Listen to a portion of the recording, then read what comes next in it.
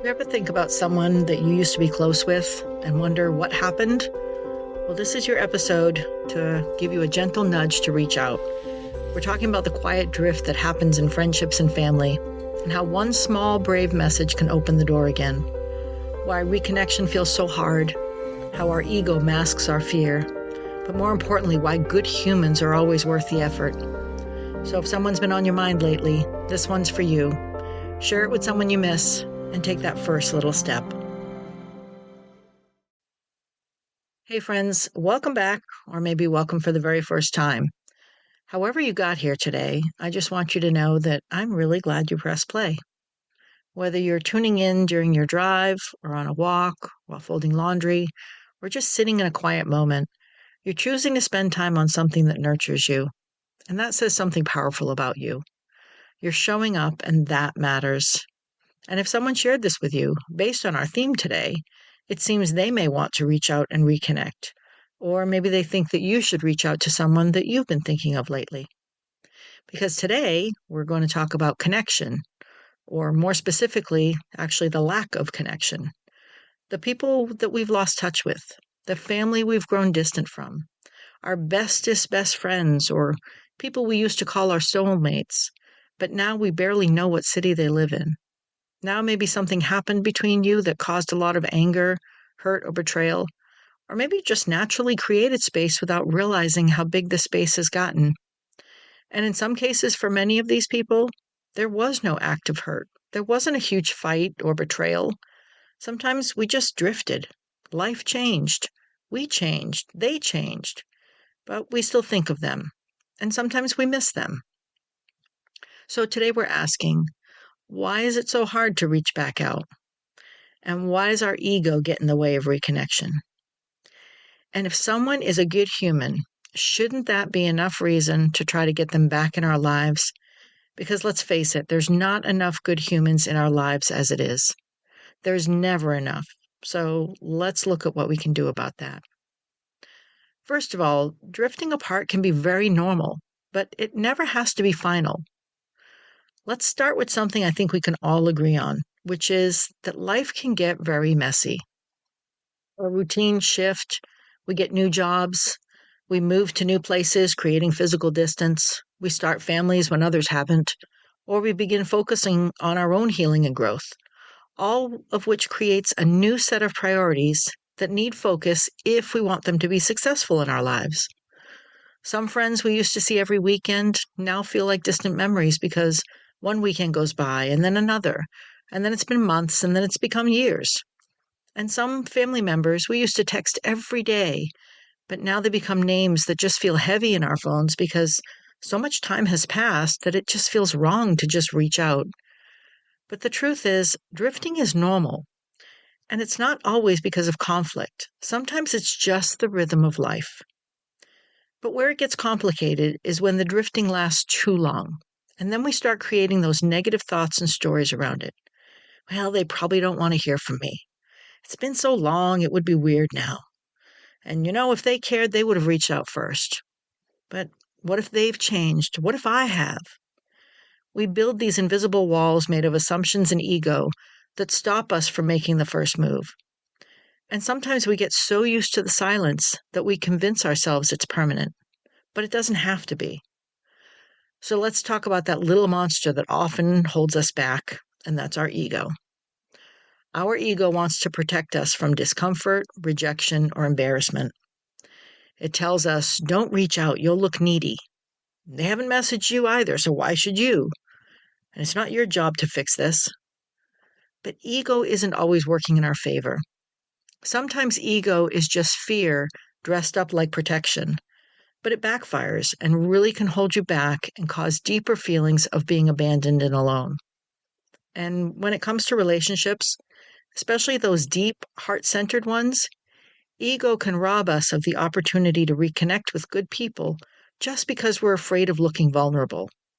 We're afraid of making that first move. But the thing to remember and really know is that reaching out isn't weak. It's not admitting any type of defeat. In fact, it's actually very brave and caring, and the exact opposite of being weak. It takes strength to reach out. It's brave to say, hey, I've been thinking about you. I miss our connection. And it's brave to say, I know it's been a while, but I'd love to catch up.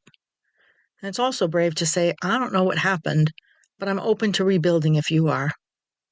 And honestly, we spend so much time guarding our pride, we forget what we're actually losing, the chance to share time and space with people who once mattered to you, and especially if that person is one of those rare good humans. And here's something else to keep in mind, is that sometimes it's not about ending a friendship or family tie. It's about adjusting how we show up. Let's say you have a friend who you used to go out with every Friday night, but now maybe they're in a quieter season. Maybe now they're dealing with anxiety or raising a family or just simply evolving. Instead of saying, we just don't have anything in common anymore, what if you said, let's change how we spend our time together? We don't need people to fit into their old roles in order to keep them in our lives. We just need to be willing to reimagine the relationship. You can be friends from the couch. You can connect during a walk earlier in the day instead of late at night at a bar if that's no longer yours or their scene. You can bond over sharing podcasts and discussing what you've learned instead of making plans every week. Like this one, maybe. And if your friend doesn't want to go out, we'll bring the party to them. Order takeout and show up with a movie. Start a shared playlist. Do a puzzle together. Drop off a favorite coffee with a sticky note that says, thinking of you. It's okay if you have to take turns being the one that takes hold of the relationship at times, the one that makes the plans, the one that reaches out, the one that gives a bit more if that's what's needed. Let me share a recent example where I felt that with the need to reach out and make extra space for a lifelong friend. For those that have been following me, you know that I turned 60 this year, and all of my high school friends are at some point turning 60 or have already. And I'm so lucky to have most of these friends still close by, or at least within a few hours' drive of me. But I have one friend who's much further away, and she was my best friend, my first best friend, actually, from third grade. She's turning 60 this week, and she really didn't have anything planned. I knew her life was stressful and crazy, and I just thought we can't let this pass because it will create a memory that I don't think she'll want to keep. So I reached out, and she noted that she was just so overwhelmed she couldn't make any decisions or plans. So I said, just get on a plane. I'll plan it.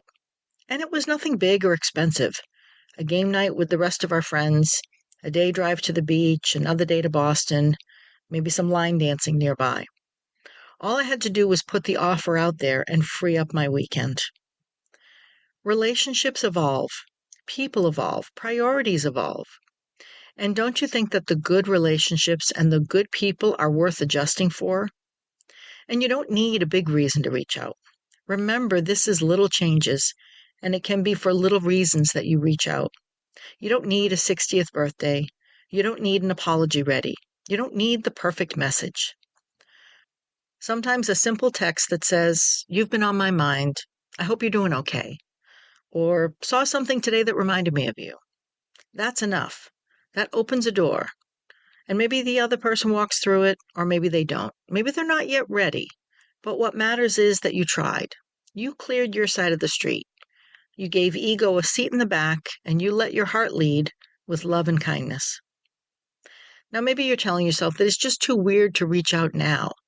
Or maybe you think the person doesn't even care, or they're angry because of how the relationship has changed.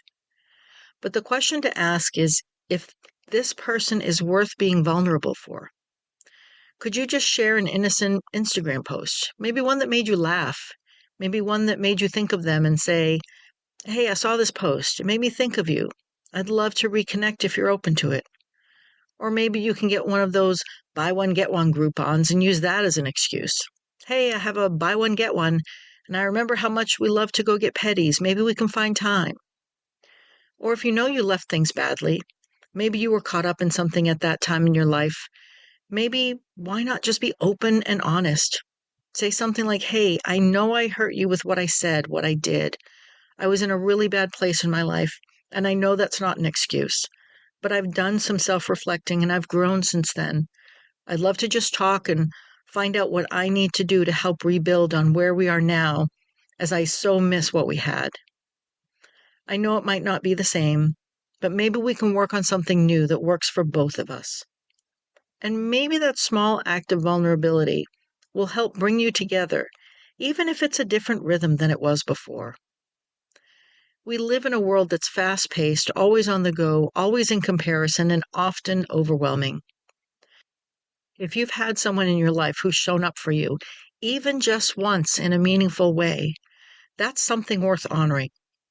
Not all relationships are meant to last forever, and they certainly aren't meant to stay how they were born. Nothing is.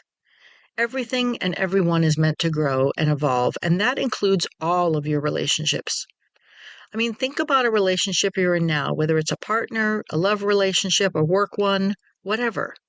Hasn't it changed as you've learned about each other? Haven't you, or maybe both of you, adjusted back and forth? Maybe that's what's waiting in this drifted relationship. Maybe it's just waiting to be reawakened in a new way. So instead of missing the version of the relationship you used to have, what if you asked, how can I love this person where they are now? How can I be curious about who they've become?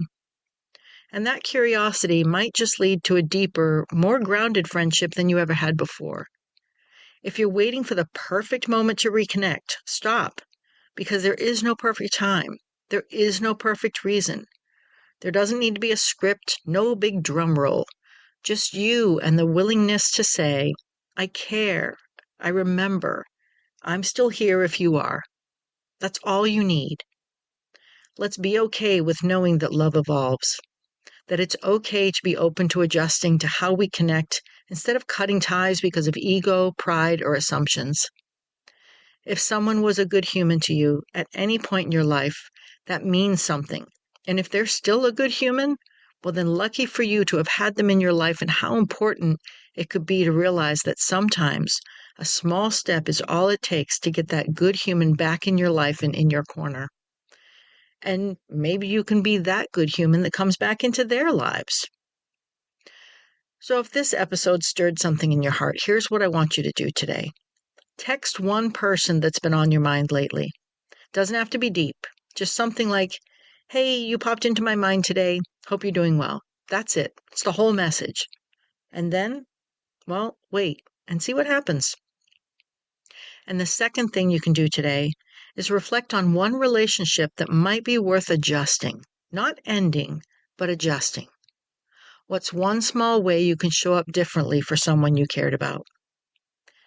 And if this episode resonated, why not share it with at least one person? Text it to a friend, post it to your stories, talk about it. Let's normalize these conversations about friendship, family, reconnection, and love that lasts and changes into different forms. And if you haven't already, follow the podcast, leave a review or a comment, ask me any question you may have. Every listen and every share helps more good-hearted people like you find their way here. So until next time, remember, reconnection starts with one small step. You are meant to change and grow, and others are too. And good humans, they're always worth the effort. They're always worth that one extra step. So let's keep adjusting those relationships and growing our good human network, little by little and piece by piece. This podcast is based on my own life experiences. I'm not a therapist, a psychologist, psychiatrist, or any other licensed medical professional. Please share this podcast with anyone you think needs to hear this so that we all move forward, little by little and piece by piece. And thank you, Purple Planet, for sharing your music.